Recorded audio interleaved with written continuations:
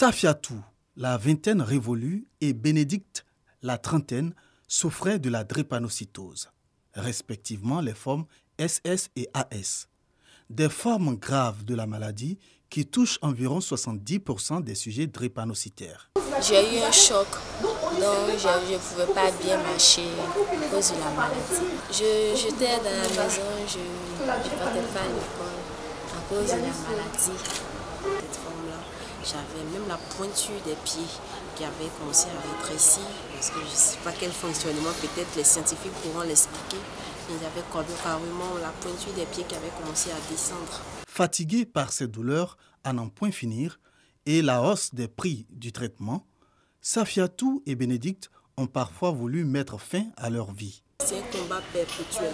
Le seul fait de te réveiller le matin sans une douleur, ça relevait du miracle, de l'extraordinaire.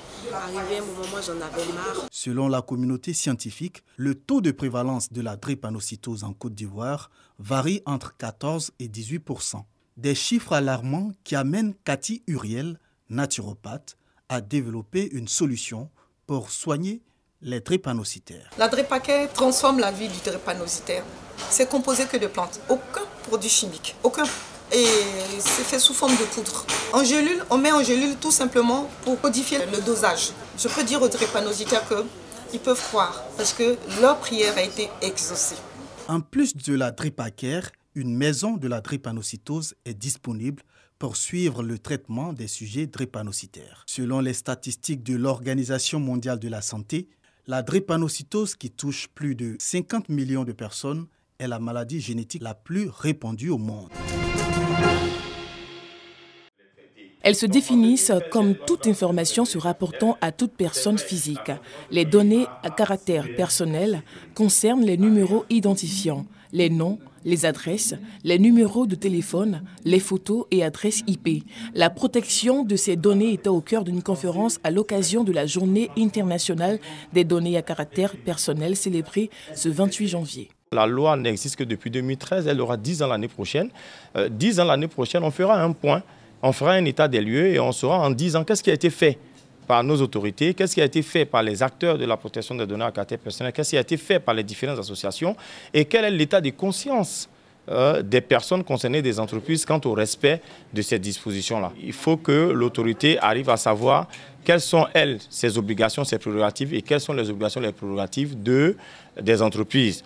Selon l'Association ivoirienne pour la protection des données personnelles, AIPDP, organisation à l'initiative de cette conférence débat, les populations doivent prendre conscience de l'utilisation qu'elles font ou qui est faite par des tiers de leurs données personnelles. Dans ce monde digitalisé, il faudrait que le citoyen lambda soit au courant de ce qu'est la donnée personnelle et quelles sont les limites de son utilisation et comment ne pas sera elle-même coupable justement des actions pour donc divulguer ces informations personnelles. Au nombre des dispositions à prendre pour la protection des données personnelles, les responsables de l'AIPDP notent la vigilance de la personne elle-même et la prise en compte du caractère confidentiel dans le dispositif de sécurité, de même que le respect de la vie privée. Outre ces dispositions, la sensibilisation et le renforcement des capacités des populations restent également des moyens efficaces pour la préservation des données à caractère personnel. C'est à l'église du président du christianisme céleste située dans la commune de Port-Bouët que le président du COSIM, Conseil supérieur des imams des mosquées des affaires islamiques en Côte d'Ivoire, Cheikh Aïma Ousmane Diakité, a débuté sa tournée. Il a rendu visite au premier responsable de cette chapelle, le révérend pasteur Edimo Blain Jacob, président du Forum des confessions religieuses de Côte d'Ivoire. Après Port-Bouët, le cheikh a mis le cap sur la commune de Cocody, où il a rencontré à son siège le révérend pasteur Boignon Apollinaire, président de la Fédération évangélique de Côte d'Ivoire. Ces différentes visites du guide suprême de la communauté musulmane de Côte d'Ivoire ont essentiellement porté sur la consolidation et la préservation de la paix, mais aussi sur l'importance de la promotion de la cohésion sociale en Côte d'Ivoire. Nous avons évoqué au cours de nos entretiens notre projet commun de mettre en place en Côte d'Ivoire une structure permanente qui va regrouper les guides religieux. Et le nom préconisé c'est l'Alliance des religions pour la paix en Côte d'Ivoire. Nous avons tant de choses à faire ensemble pour prévenir et anticiper sur d'éventuelles crises qui peuvent arriver. Si les guides religieux se mettent ensemble pour réfléchir et délivrent un message de paix et de consolation à la communauté nationale, cela peut jouer un rôle de renforcement de cohésion en Côte d'Ivoire. Les hommes des dieux visités n'ont pas manqué de traduire toute leur gratitude et celle de leurs communautés respectives au président du COSIMA. Ils sont convenus de créer un cadre d'échange permanent en vue de communiquer sur les questions relatives à la stabilité en Côte d'Ivoire.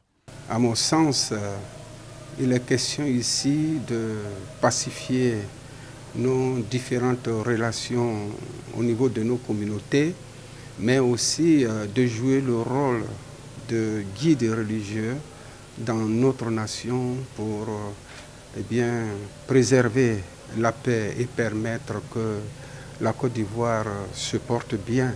La démonstration est là que la Côte d'Ivoire est un pays béni de Dieu.